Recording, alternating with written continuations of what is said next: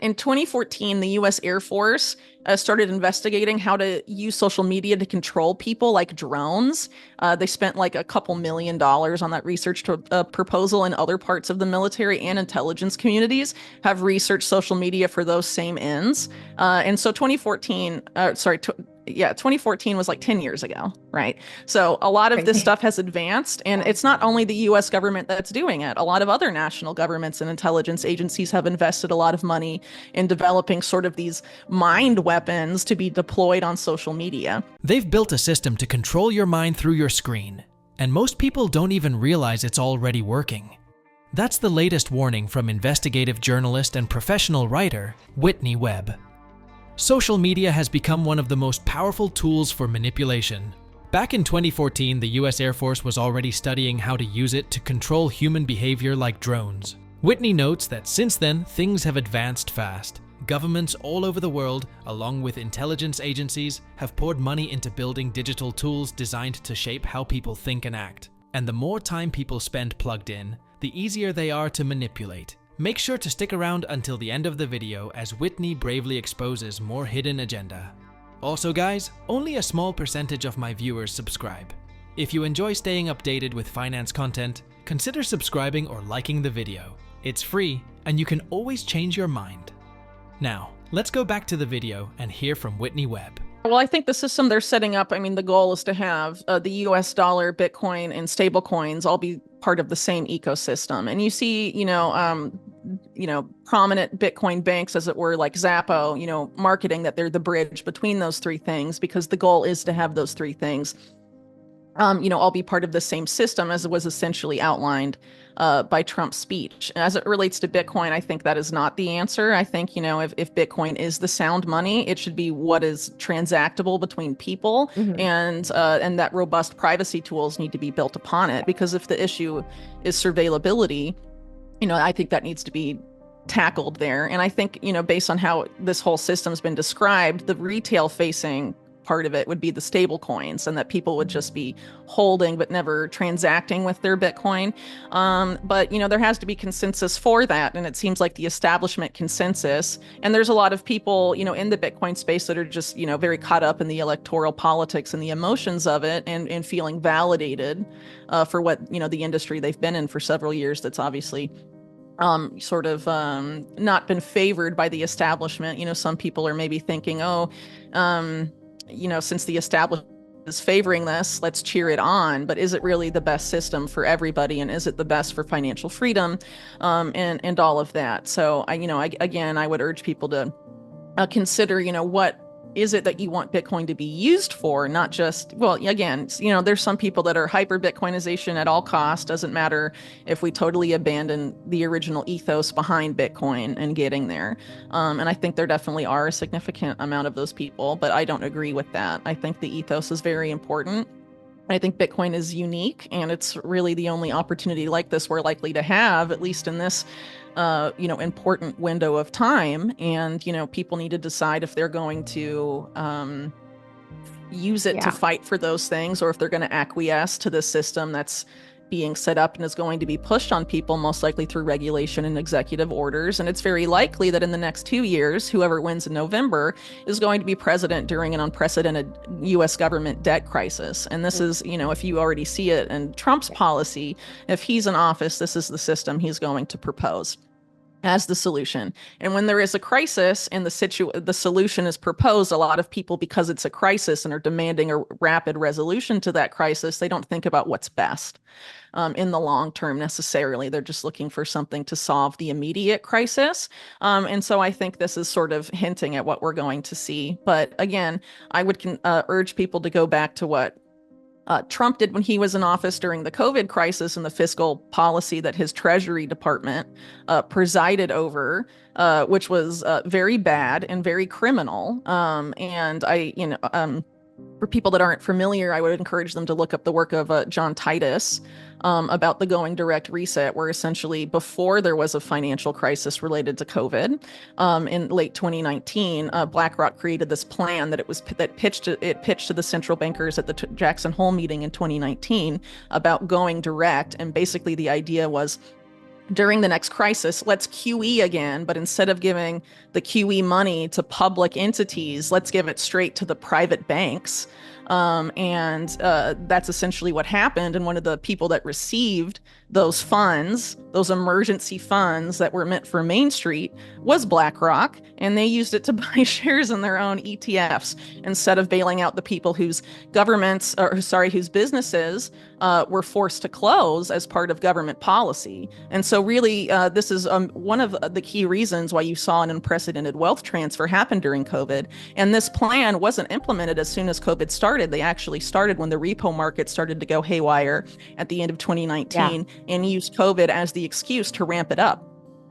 So, Larry Fink's involvement in that, and also his involvement in the 2008 financial crisis, for example, these same people at Wall Street, when there's a crisis, affect these massive wealth transfers that take, money from regular Americans to the very top, who are now richer than ever, especially after COVID. And, regardless of who wins in November, when this debt crisis comes home to roost, that's what's going to happen. And I think they're going to use that as well to saddle the American people with surveillable, programmable money. Maybe it's more likely if Kamala gets in, it'll be a CBDC. But it seems quite clear that if Trump gets in, it will be a private bank digital currency, or some of these private bank issued stable coins or tokenized deposits and things like that, which again are just as surveillable and programmable as stable coins. And maybe it will be framed as a win, but a win for what, really? Again, I'm not super optimistic about that. But again, my view is that the government is essentially run by, organized crime and intelligence agencies that have fused what they do, and it's been very profitable for them, and they're going to continue to do that and pull the strings of both parties. And when there's a crisis, this is invariably what happens, and there's plenty of historical precedents to look at as far as the economics of it are concerned. Trump's back in office, and the money system is getting a makeover. The goal now is to connect the US dollar, Bitcoin, and stablecoins into one setup. It's being sold as modern and efficient, but it's really about control. According to Whitney, Bitcoin isn't being treated like real money anymore because it's becoming something you just hold, while stablecoins do all the work. And the more this takes shape, the more privacy slips away. This isn't new. During Trump's first term, when COVID hit, the bailouts didn't go to regular people. They went straight to big banks and investment firms. That plan was already in motion before the pandemic even started. In 2025, with inflation climbing and the debt crisis getting worse, the same strategy is coming back. Only now it's tied to digital money. The same companies that cashed in last time are lining up again. They're pushing stablecoins and tokenized bank money as the future. But all of it comes with strings attached: tracking, limits, and full control over how money moves. Bitcoin was meant to break that system, not be absorbed into it. People are being told this is progress, but it looks a lot more like the next phase of the same old scheme. Now let's go back to more of what Whitney Webb has to say.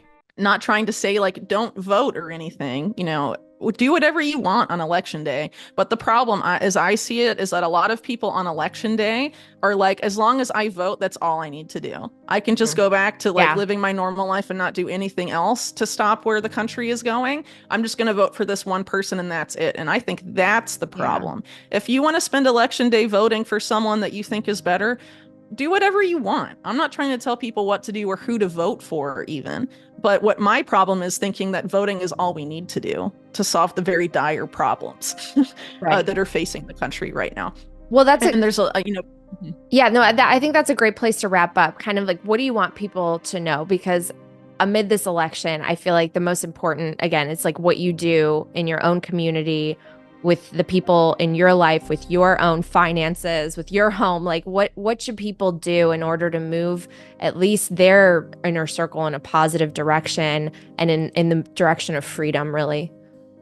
Yeah, well, I think a big part of it is being offline more and hanging out with people in real life and building, alliances, networks, things that will help make your life and your community's life more resilient when the next economic crisis comes, things like that.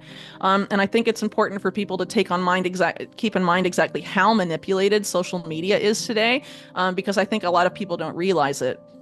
So in 2014, the US Air Force started investigating how to use social media to control people like drones. They spent like a couple $1 million on that research proposal, and other parts of the military and intelligence communities have researched social media for those same ends. And so 2014 was like 10 years ago, right? So a lot of this stuff has advanced, and it's not only the US government that's doing it. A lot of other national governments and intelligence agencies have invested a lot of money in developing sort of these mind weapons to be deployed on social media. So I think people should distrust a lot more what they see on social media, whether it's likes or retweets, because it's sort of similar to polling. I don't know if you remember back in 2016 where all the mainstream media outlets said Hillary Clinton's definitely going to win, like a 98% chance, and then she didn't win. I mean, the idea of that, you can manipulate polls just like you can manipulate social media posts and make people think certain opinions or certain people or certain policies are more popular than they really are. And they absolutely do that all the time. For sure. And considering that, you know, the US military specifically invested so much money in this, and Twitter right now is owned by a major military contractor, Elon Musk, to think that he wouldn't allow those weapons to be deployed on his platform, I think would be very naive. So I think people really need to keep that in mind. And I think there's a deliberate effort to make it hard for people to know what's real and what's not anymore as it relates to being online. And I think the best way to deal with all of these unprecedented, you know, things, I guess, that have been developed to try and manipulate us to unprecedented degrees is to be online maybe a little bit less. And a lot of us got pushed really online, especially during lockdowns in the COVID era. But maybe go outside and hang out with your like neighbors or something, or do stuff that people used to do. Learn to garden, maybe make a community garden. I don't know. But I mean, there's plenty of stuff people can do that doesn't involve, you know, watching the spectacle every day, especially in ways that are, you know, trying to manipulate us. And also, a few years ago, it came out that Facebook was manipulating people's news feeds to manipulate their emotions to make them more depressed. And we're conducting studies. And so they can tailor your news feed directly to you. They're like, this person is doing stuff we don't like. We're going to, you know, bombard them with stuff that's going to make them miserable and depressed. So they don't do stuff or don't do this, or they make this decision, or they act this way. They absolutely do that. So I think people need to be very aware of how that happens, and to try and sort of, if you're aware coming into it, it's going to affect you less, but it can still affect you. I mean, we can all be manipulated by the stuff online. You know, I'm no exception. And I don't think anyone else is really either, because they've studied human psychology so much and studied social media so much, and arguably helped make pretty much every social media platform that there is today, and get all the data from it. Well, the people we should distrust the most are the billionaires, because there has been a class war going on for a very long time. They have been stealing our money and pillaging our resources, whether you live in the US or in the global South. They have been screwing all of us. And so many of us trust them as the only possible. I mean, there's people today that say billionaires are the only thing, certain billionaires are the only thing standing between us and total tyranny. No. We can take responsibility and get off our knees and stop, you know, billionaire worshiping and stop tyranny if we wanted to. But acting like, you know, the billionaire class, including people that have engaged and helped oversee wealth transfers, you know, are going to be our saviors. I mean, this whole mentality is just crazy, honestly. But it's very ingrained in people. I guess we could, you know, argue maybe it comes from Hollywood or it comes from any number of places, but there's sort of this tendency to wait for someone else to clean up the mess, you know, and as long as we get this right guy or this guy can do it. But again, we need to take personal responsibility and get our stuff in order, clean up the mess in our area, because the government isn't going to do it. Because historically, what does the government do, whether it's Republican or Democrat in office? They take your stuff. They screw you over. They let crazy cartel companies that they're partnered with pollute your environment, and you know, cause all these diseases or cancer or whatever, like Palestine, East Palestine, Ohio, and all of this stuff, and like nothing happens. No consequences. Never consequences. Yeah. Yeah. And, it just sort of gets papered over, and then social media and the news cycle, it moves so fast that, things get memory hold super quickly. But, if local communities come together and are resilient and are organized, then a lot of the stuff can improve. But, expecting 1 or 2 billionaires to magically, wave a wand and fix everything, I think is, quite frankly, delusional. A lot of people treat voting like it's the end of their responsibility. Like casting a ballot once every 4 years gives them a pass to tune out. But that mindset is part of the problem. The country's falling apart in slow motion, and no single vote is going to fix it. Vote if you want, but real change doesn't happen in a booth. It happens in neighborhoods, in homes, and in the everyday choices people make. Whitney expresses that we're living in a time where manipulation is baked into the systems we use daily.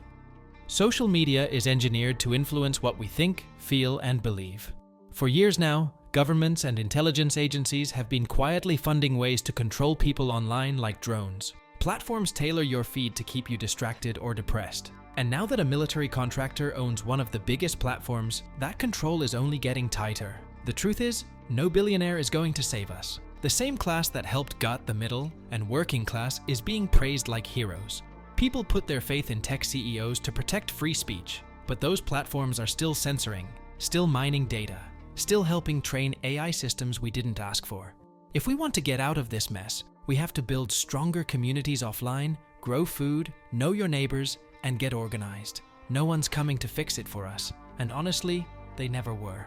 Anyway guys, before we go, if you want to stay most up to date on the crypto and Bitcoin world, subscribe to my daily 5-minute crypto newsletter.